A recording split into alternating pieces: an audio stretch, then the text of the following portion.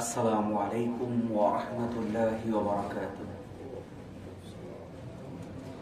ইন্নাল হামদালিল্লাহ নাহমাদুহু ওয়া নুসাল্লি আলা রাসূলিহিল কারীম, আম্মা বাদ।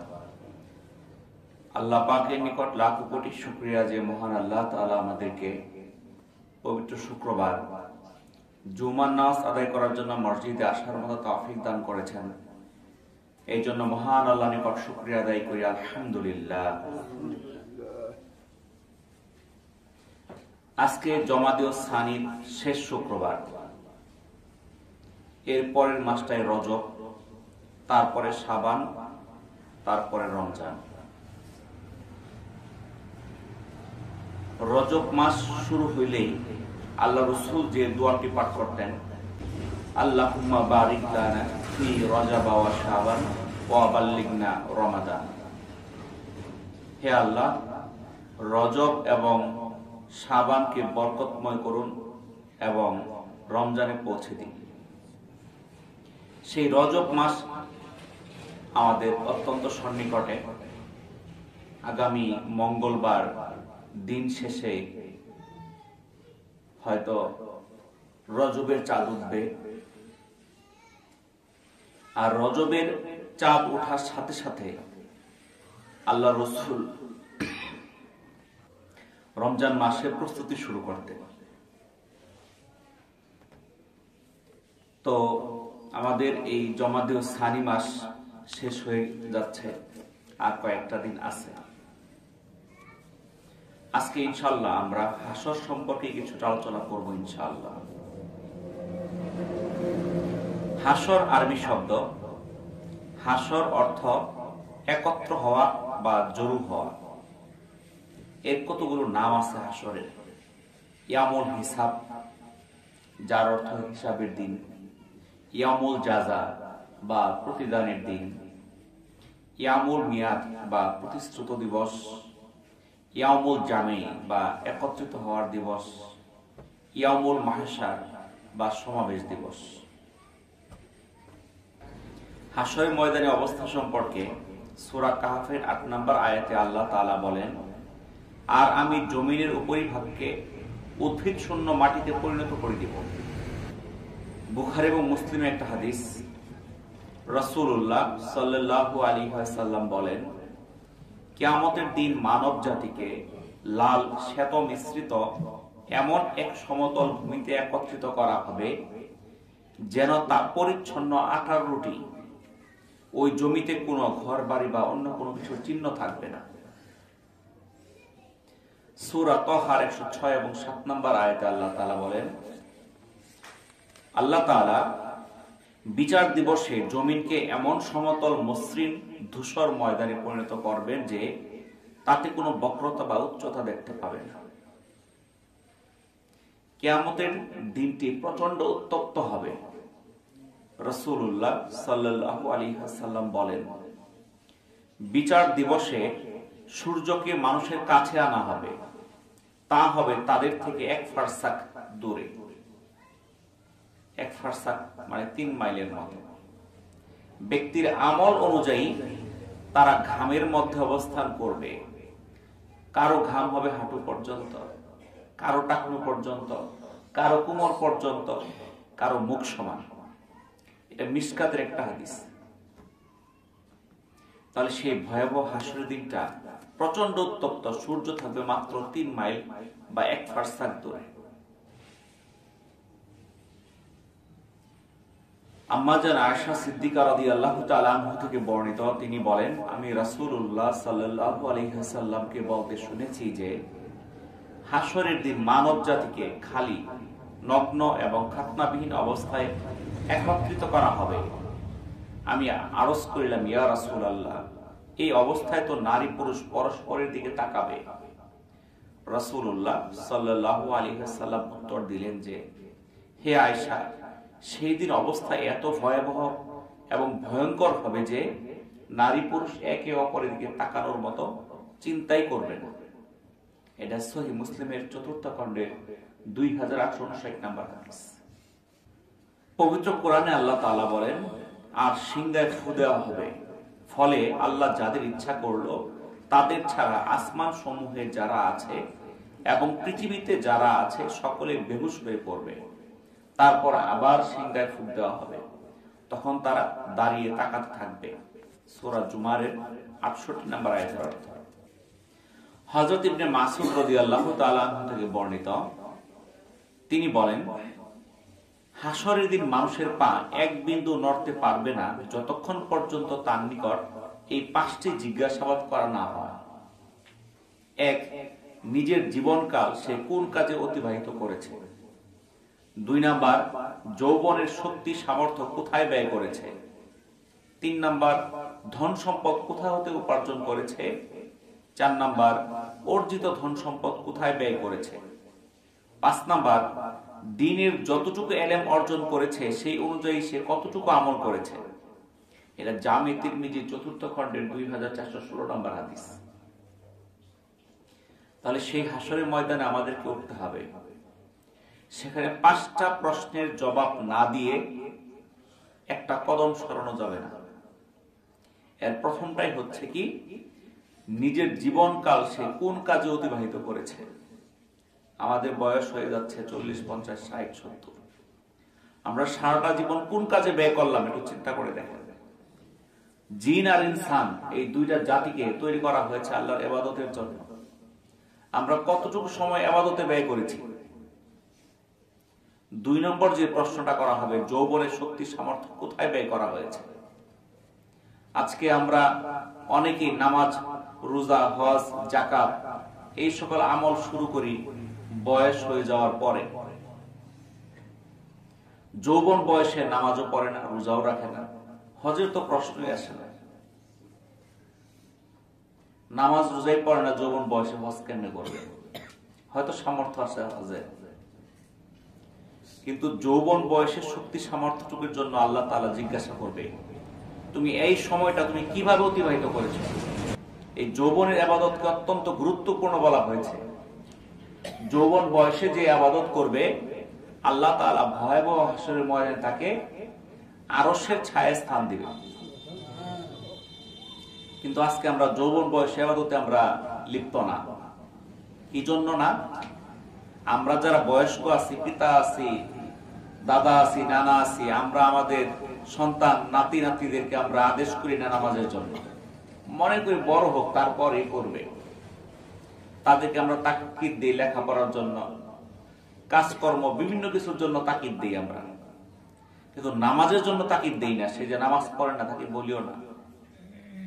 এখন বলবো কেমনে? নিজেই তো পড়ি না, মধ্যে মধ্যে পড়ি, মধ্যে মধ্যে পড়ি না, তাকিদ কেমনে দিব বলেন? কথা ঠিক না? তাহলে আপনার সন্তানকে যদি নামাজের তাকিদ দেন, তাহলে সে নামাজে কি হবে? আগ্রহী হবে, নামাজ পড়বে। কিন্তু যখন বড় হয়ে যাবে তখন নামাজের তাকিদ দিবেন, কিন্তু সে পড়বে না, কারণ নামাজের অভ্যাস তার মধ্যে নাই। নামাজ ছোট সময় শিখছিল, ভুলে গেছে, না পড়তে না পড়তে তো ভুলে গেছে। বয়স হয়ে গেলে তখন কিন্তু কোনো কিছু শিখা কঠিন হয়ে যায়, অসম্ভব হয়ে যায়। দেখেন এখন একটা নতুন সূরা শেখার চেষ্টা করেন, 10 দিন 15 দিন পড়বেন, 4 আয়াত 5 আয়াতের একটা সূরা মুখস্থ হয় না।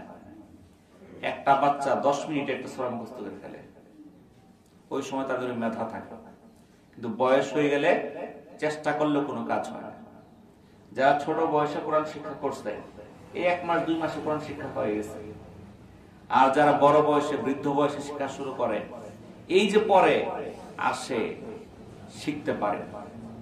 এই জন্য এই যৌবন বয়সটা কিভাবে অতিবাহিত করা হয়েছে সেটার উত্তর না দিয়ে কেউ হাসরের ময়দানে একটা কদম সরাইতে পারবে না। 3 নাম্বার, ধন সম্পদ কোথা থেকে উপার্জন করেছে। আমাদের তো জীবনটাই অতিবাহিত করলাম কামাই রোজগারের মধ্য দিয়া। কেউ ব্যবসা, কেউ চাকরি, কেউ কৃষি, ক্ষেত খামার ইত্যাদি নিয়ে আসি। আমরা মনে হয় যে আল্লাহ তাআলা আমাদের সৃষ্টি করছে কামাই করার জন্য। আমরা ভুলে গেছি জিন আর ইনসানকে আল্লাহ তাআলা সৃষ্টি করছে কিসের জন্য? আল্লাহর ইবাদতের জন্য। কিন্তু আমাদের জন্ম থেকে মৃত্যু পর্যন্ত একটাই চিন্তা, কি করে কামাই করব, কামাই করব। দেখেন পৃথিবীর মধ্যে এত মাখলুক আছে, কোন মাখলুকেরই কিন্তু খাদ্য গোডাউন করে রিজার্ভ করে না।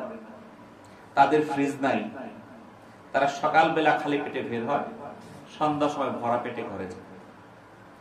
সমস্ত মাখলুকের রিজিকের জিম্মা কার কাছে? আল্লাহর হাতে। আর আমরা মনে করি না আমার হাতে।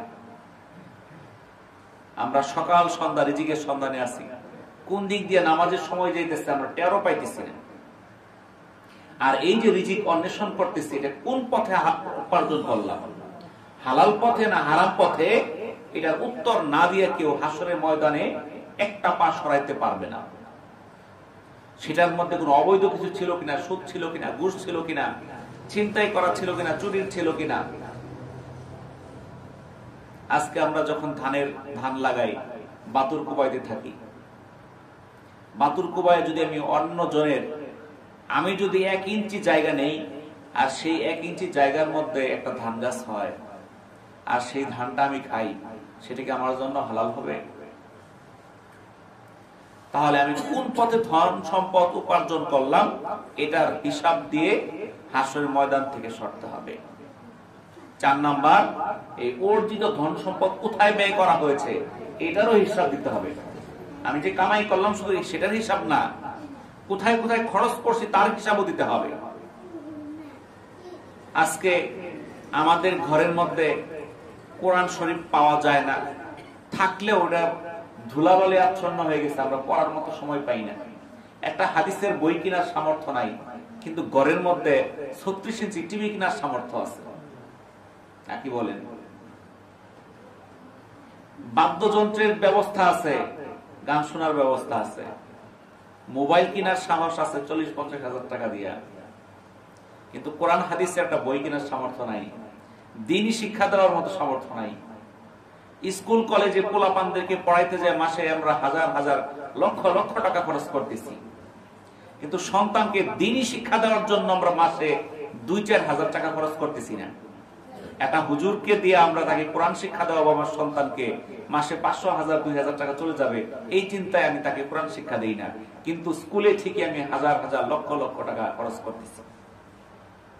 তাহলে আমাকে যেভাবে প্রশ্ন করা হবে, যদি কোন পথে তুমি উপার্জন করেছ, ঠিক একইভাবে প্রশ্ন করা হবে কোন পথে তুমি ব্যয় করেছ। তুমি যে টাকাটা উপার্জন করছো সেটা কি হালাল পথে খরচ করছো না অবৈধ পন্থায় হারাম কাজে তুমি ব্যয় করেছো, এটার হিসাব দিতে হবে। আজকালকে আমরা টিভির বিল দিতে হয়, তাই না? টিভি লাইন আনতে হয়, ডিশের লাইন, মাসে 200, 300, 400 টাকা দিতে হয়। মাস শেষ হওয়ার সাথে সাথে টাকাটা দিয়ে দিই, ইমাম সাহেবের বেতন দেই না, চাইতে চাইতে ঘুরতে ঘুরতে কত কষ্ট, মনে জান যাইতেছে গা, ইমাম সাহেবের বেতন দেওয়া এত কষ্ট, কিন্তু টিভির ডিশের লাইনের বিল দিতে কোনো কষ্ট হয় না, পকেট চাইতেই দিয়ে দিই আমরা, না দিলেই তো লাইন কেটে দিবে।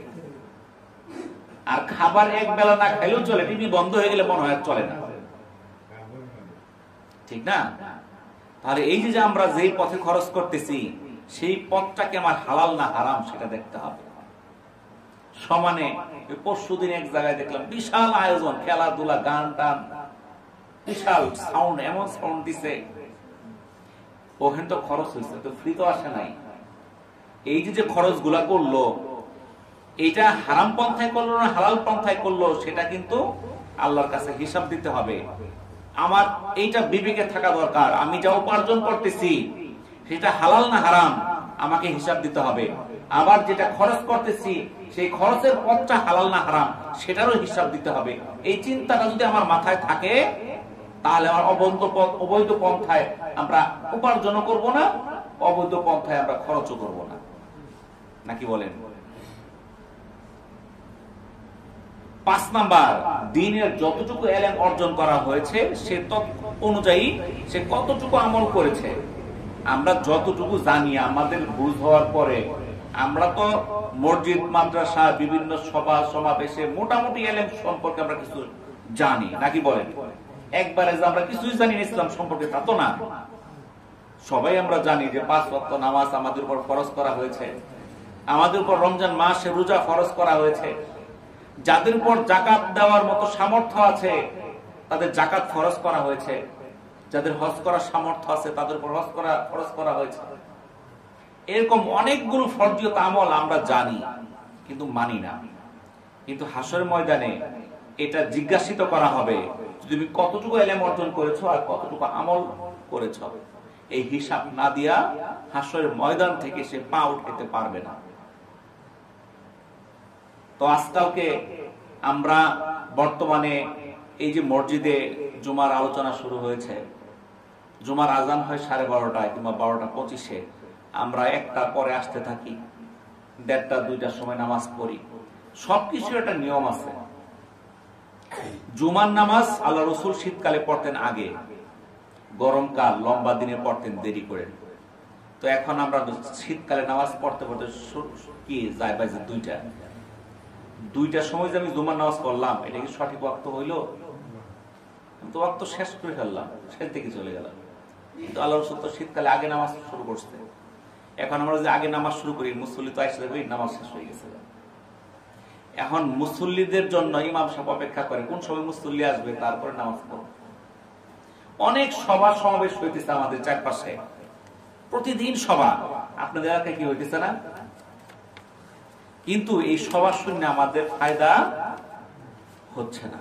কেন হচ্ছে না? কারণ সবার যে আসল উদ্দেশ্য সেটার মধ্যে আমরা নাই। সবার উদ্দেশ্য কি হওয়া উচিত?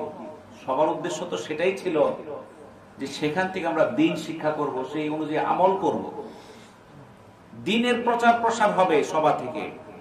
কিন্তু আজকে উদ্দেশ্য অন্যদিকে চলে গেছে। যারা আয়োজন করে তাদের উদ্দেশ্য কালেকশন করা, যে একটা সভা থেকে মসজিদ মাদ্রাসায় লক্ষ লক্ষ টাকা ইনকাম হবে। যারা বক্তা তাদের উদ্দেশ্য দিয়ে আসবে, যারা শ্রোতা তাদের উদ্দেশ্য সুরটা কিরকম দেখে আসি। কারো উদ্দেশ্য সঠিক নাই। সভা হইতেছে প্রচুর, কিন্তু সারা রাত্র শুনতেছে, ফজরের সময় দেদারসে ঘুম পাড়তেছে।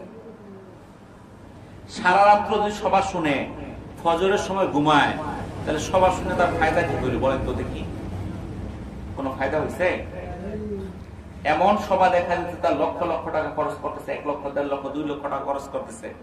মানে শ্রোতা কতজন? 1-150। এক বক্তায় টাকা নিতেছে 50,000 60,000 1 লাখ এরকম। এমন বক্তা না যে তার কথা শুনে সবাই হেদায়েত হয়ে গেছে, সবাই ওই দিকে নামাজ ধরে ফেলছে, হিন্দু সহ মুসলমান হয়ে গেছে, এরকম আছে? তার কি জন্য তার এত ডিমান্ড বলেন তো দেখি? তাহলে এই যে বিভিন্ন সবার মধ্যে যে আয়োজন করা হয়, দেখা যায় একটা মাদ্রাসার সভা করছে, মাদ্রাসার ঘরটাও ভাঙ্গা চোরা। যেই টাকাতে প্যান্ডেলের গেট করছে ওই টাকাতে একটা ঘর হয়ে যেত, কিন্তু ঘরের ওই প্যান্ডেলের গেটটাই মনে হয় অতি জরুরি। একটা সভা করার জন্য 20-30 হাজার টাকা গেট করার কোনো দরকার আছে? আলোকসজ্জা করার দরকার আছে, লাইটিং, লাল বাতি নীল বাতি। এটা কি জন্য ব্যবহার করে? এগুলো হলো বিধর্মীদের কাছ থেকে আনা শিক্ষা। বিধর্মীরা যখন পূজা করে, কীর্তন করে, তখন তারা কি করে? আলোকসজ্জা করে। আমরাও দেখে দেখে ওইটা করি। কারণ হাদিস শোনার জন্য লাইটিং দরকার নাই। হাদিস শোনার জন্য আমাদের চলাচলের জন্য লাইট পেলে চলবে, লাল বাতি নীল বাতির দরকার নাই, মরিচ বাতির দরকার নাই। কি বলেন? চলাচলের পথটা যেন দেখা যায় এইটুক লাইট হলে চলবে। কিন্তু আমরা যেই খরচটা করি, এই যে লক্ষ লক্ষ টাকা খরচ করে কি করলাম? গেট করলাম, প্যান্ডেল করলাম, বিশাল খাওয়ার আয়োজন, অনেক জায়গায় গরু জবাই করে, ডেস্কি বসায় 2টা-4টা করে খাওয়ার আয়োজন। এই যে আয়োজনটা করা হয়, এটার মধ্যে কি ফায়দা আছে বলেন দেখি? যখন সবার মধ্যে আমরা টাকাগুলো উঠাই, মানুষের কাছে 10 টাকা 5 টাকা করে চাই, টাকাগুলো উঠাই। উঠানোর সময় আমরা সবার জন্য উঠাইলাম, মসজিদের জন্য উঠাইলাম, মাদ্রাসার জন্য উঠাইলাম। আমরা খরচ করলাম কিসের মধ্যে? এই লাল বাতি নীল বাতি। তারপরে আমরা গেট, প্যান্ডেল, খাওয়া দাওয়ার মধ্যে শেষ করলাম। যারা টাকা দিল তারা কিন্তু বাইচা গেল, টাকা দিছে মসজিদের জন্য, মাদ্রাসার জন্য। তাদেরকে যখন হিসাব জিজ্ঞাসা করা হবে তুমি কি জন্য টাকা দিছ, তখন সে বলবে আমি মসজিদের জন্য চাইছি দিছি, মাদ্রাসার জন্য চাইছি দিছি। যে নিছে তাকেও কিন্তু জিজ্ঞাসা করা হবে তুমি টাকা নিয়ে কি করছো? তোমাকে কি ওই প্যান্ডেল কইরা মানুষকে দেখানোর জন্য, তোমার নাম ফোটানোর জন্য বিশাল সভা হয়েছে, এই জন্য টাকা দেওয়া হয়েছিল? তোমাকে ওই মরিচাবাতি জ্বালায় খরচ কইরা তোমাকে টাকা অপচয় করার জন্য এই টাকা দেওয়া হয়েছিল? হিসাব দিতে হবে না? সে যে টাকা অপচয় করলো হিসাব কি দিতে হবে কি হবে না বলেন দেখি? এক একটা সবার মতো বর্তমানে যেন মেলা, সবার মধ্যে মানুষ 2 থেকে 50 জন, প্যান্ডেলের বাইরে ওই মেলার মধ্যে আছে 500 জন। কি কন? আপনারা লক্ষ লক্ষ টাকা খরচ করে, মসজিদ মাদ্রাসার ছাত্ররা পরিশ্রম করে সবার আয়োজন করে, ইনকাম করতেছে কারা?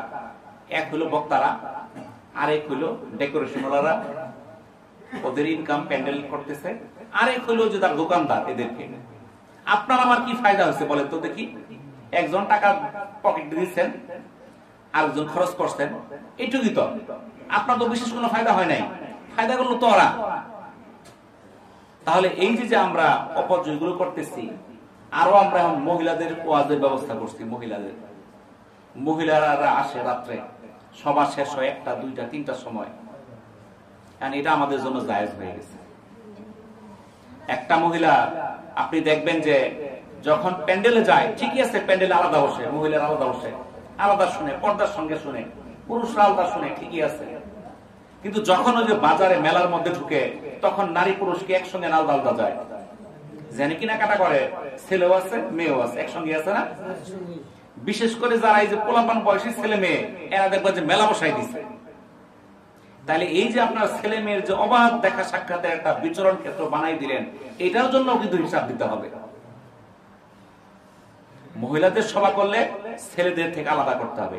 মহিলাদের সভা করতে হবে দিনে, তারা নিরাপত্তার সঙ্গে আসবে, নিরাপত্তার সঙ্গে চলে যাবে। মহিলাদের সভা শেষ, মহিলা মানুষ শেষ। পুরুষের সভা শুরু হবে রাত্রে, তখন কোনো মহিলা আসতে পারবে না, শুধু পুরুষরাই শুনবে, তাহলে ফিতনা হবে না। এই জন্য আমাদেরকে লোক দেখানোর উদ্দেশ্য বাদ দিয়া, এই শয়তানের তাবেদারি করা বাদ দিয়া, আমাদেরকে দিনের উদ্দেশ্যে আমাদের ইসলাম প্রচার করতে হবে। আমরা সবার মধ্যে একদিন বক্তাই না 1 লক্ষ টাকা, 50,000 টাকা দিয়ে ফেলি, ইমাম সাহেবের মাসে 5,000 টাকা, 3,000 টাকা, এটা দিতে আগে কষ্ট হয়ে যায়। ইমাম সাহেব তো প্রত্যেক সপ্তাহে আলোচনা করতেছে, নাকি বলেন? তো আমাদেরকে সঠিক দিনের পথে আগাইতে হবে। এই সবার মধ্যে, সমাবেশের মধ্যে যেই সকল ফিতনা চলে আসছে, সেই ফিতনা থেকে আমাদের বের হয়ে আসতে হবে। আর যদি ফিতনাকে আরো বাড়াইতে থাকি, এই সবার দ্বারা আমাদের সবের পরিবর্তে গুনাহ ছাড়া কিছু হবে না। বুঝতে পারছেন তো? আমাদের সেই ফিতনা থেকে দূরে আসতে হবে। আবার সভা বাদ দেওয়া যাবে না, সভা আমাদের প্রয়োজন আছে, কিন্তু সেই ফিতনা দূর করতে হবে। আপনি যদি ভাতের মধ্যে বিষ দিয়ে দেন, ওটা খেলে মানুষ মরবো, কিন্তু ভাত আমাদের খাইতে হবে, তাহলে বিষটা সরাই খেতে হবে। বুঝতে পারছেন তো? ভাত ছাড়া আমাদের বাঁচা যাবে না, কিন্তু ভাতের মধ্যে যদি বিষাক্ত পদার্থ থাকে, সেটা সরাইতে হবে। এরকম এই যে দ্বীনি মজলিসের সমাবেশের, ইসলামী সমাবেশের মধ্যে যে ফিতনাগুলো আসছে, সেই ফিতনাগুলো সরাইতে হবে, তাহলে সেই সমাবেশের মাধ্যমে আমাদের ফায়দা আসবে। তো আমার মাদ্রাসা সভা আছে আগামী পরশুদিন রবিবার, হাবিবে জান্নাত মহিলা মাদ্রাসা দিনখানা সভা। আমার মাদ্রাসা সভা শুরু হয় সকাল 8টার সময়, মহিলাদের সভা বিকাল 4টা পর্যন্ত চলে, এবং সন্ধ্যার পর থেকে পুরুষদের সভা হয়। আপনাদের কাছে আমার আহ্বান থাকবে, আপনারা আমার এলাকার লোক, এখান থেকে আপনারা যাওয়ার চেষ্টা করবেন সবার মধ্যে। সবাই যাবেন, আপনাদের দাওয়াত দিলাম, সবাই হাজির থাকবেন ইনশাআল্লাহ। যেন সবার যেন আল্লাহ তাআলা কবুল করে, মকবুল করে, আপনাদের কাছে দোয়া চাই। তো আমরা যে আলোচনাগুলো করলাম, আল্লাহ তাআলা আমাদেরকে ইহা প্রমাণ করার তৌফিক দান করুন। ওয়া আখিরু দাওয়ানা আলহামদুলিল্লাহি রাব্বিল আলামিন। আসসালামু আলাইকুম ওয়া রাহমাতুল্লাহি ওয়া বারাকাতুহু।